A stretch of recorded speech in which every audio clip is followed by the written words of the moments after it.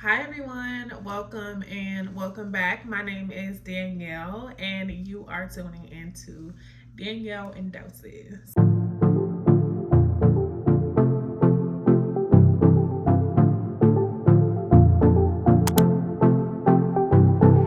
So we know my previous video, we know that I got the job. So hoorah, y'all! I'm so excited.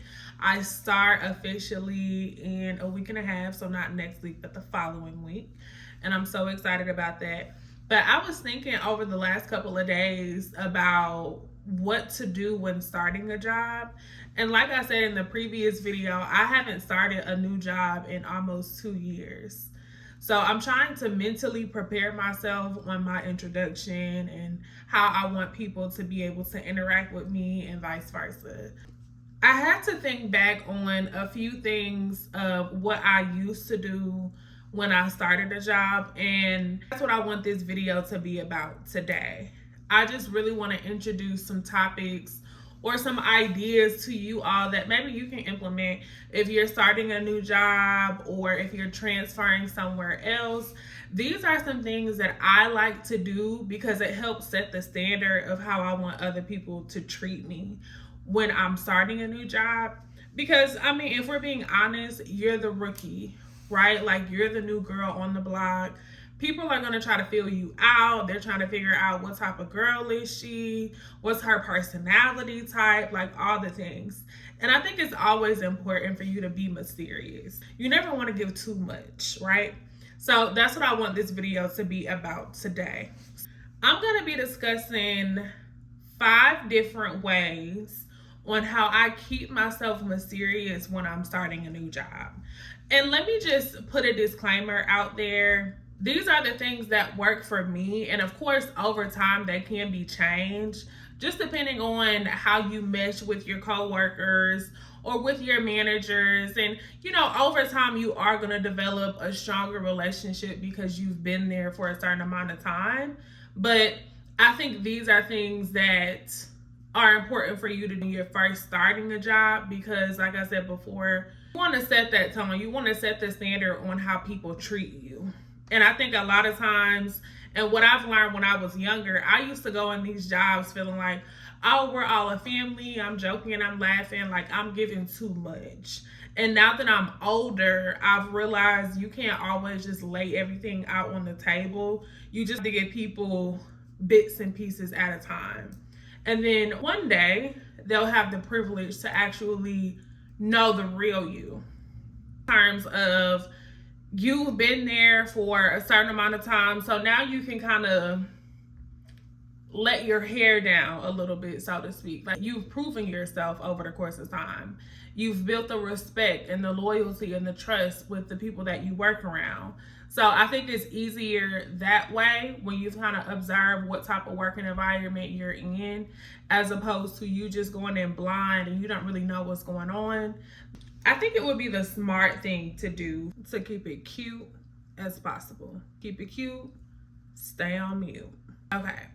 So now we're going to get into the 5 things that I like to do whenever I'm starting a new job. First one is to keep conversations to a minimum. If you're new to it, you don't want to do a lot of talking anyway because you're there to understand the material. You're going through training. It shouldn't be a lot of engagement in terms of what's going on outside of work. I think during your first day, and a lot of times with training lasts for like minimum 2 weeks and then max 30 days, depending on what the job is, of course. But during that time, you really shouldn't be doing a lot of talking. During that time, you should be observing how this person is speaking to you. Are they condescending or are they uplifting? Are they open to answering any questions that you may have about the training material? That's what the conversation should be about for the most part. At that time, you would be able to incorporate outside conversations that lead more so into your personal life. But when training begins, you got your work face on, you in there to handle business. Don't play with me. Let's get straight to it. Like, that should be your mentality And if you know me, you know that I'm a very friendly person. So by all means, I'm not saying that you have to be stuck up or unapproachable. You can still be friendly, but I think it's important for you to set that boundary.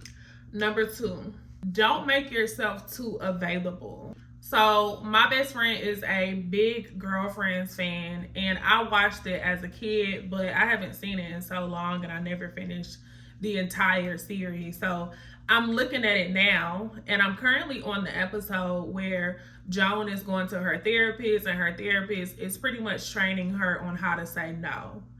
And I think that's such an important skill for you to be able to develop. And that goes directly into what I was saying about not making yourself too available for things. Okay, for you to say no.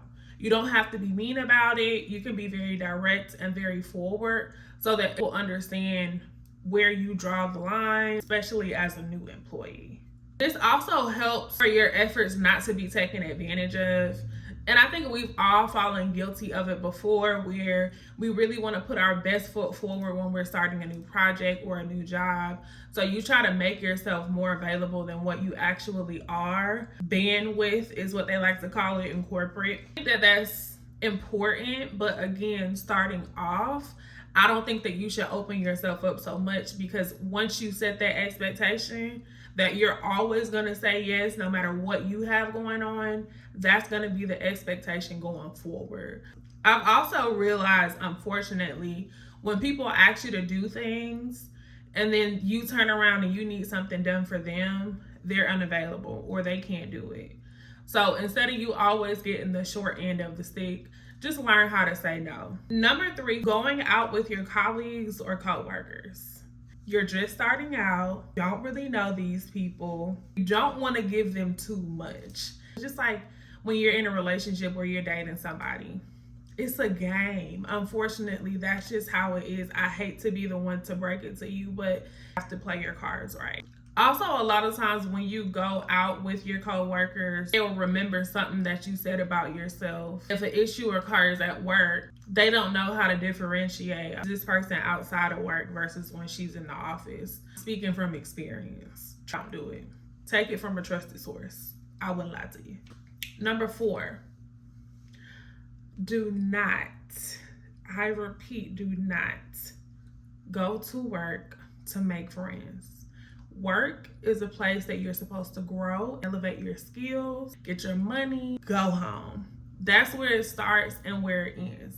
What was stated in number 3, a lot of times people do not know how to differentiate who you are outside of work and who you are when you're in the office. So to avoid any unnecessary drama, don't do it, especially when you're first starting a job. If you've been there for, I'm gonna say, a strong 9 months, after that time, you've observed everybody, you've got a good idea of what this type of person's character, the personality, are they sneaky, are they loyal? By that time, you are no longer a rookie. You understand what's going on. They kind of got a feel of you, you got a feel of them. It's fair game at that point. If you want to build your professional relationship into something a little bit more personal after that time, then of course you can do so, because you've made the correct observations, and now you should have a higher level of discernment in terms of who you can trust and who you can't trust. Number 5, everybody should be staying on top of their work when you first start a new job. When I say stay on top of your work, I mean be attentive, take your notes, always have a notepad, stay organized. If you see a schedule that they've given you that maps out what you're going to be doing over the next 2 weeks or the entire month, and there's some requirements on there that needs to be completed before the deadline, they shouldn't have to ask you, hey, have you done this? Or hey, have you done that? You need to be able to tell them this has been completed. Can you look over it? I do this right? Are there any corrections or updates that I need to do? That's the type of person that you need to be. You need to be proactive when it comes to getting things done. Why? Because again, this sets the standard on how you're going to work. So if you come in strong like that, that's going to be the standard from now on. That's what they expect from you. And that's how you should start any position. And I hinted on this before. Also imperative for you to observe as much as you can. That's the best time for you to learn people, is when you're quiet and you're listening. That's how you need to be when you're starting any new job. Listen more than you speak. That is extremely important. You have to listen. Okay. I believe all of these things really set the tone on how you allow other people to treat you. You have to teach people how you want to be treated. You have to set boundaries for yourself before you even start something. So, all in all, be respectful, be kind, and be about your business. Don't go on them people's jobs playing. You always want to put your best foot forward when you're starting something new. Just as you're going through these 5 different things that I gave you today, this is also your opportunity to figure out if you want to stay or if you want to leave.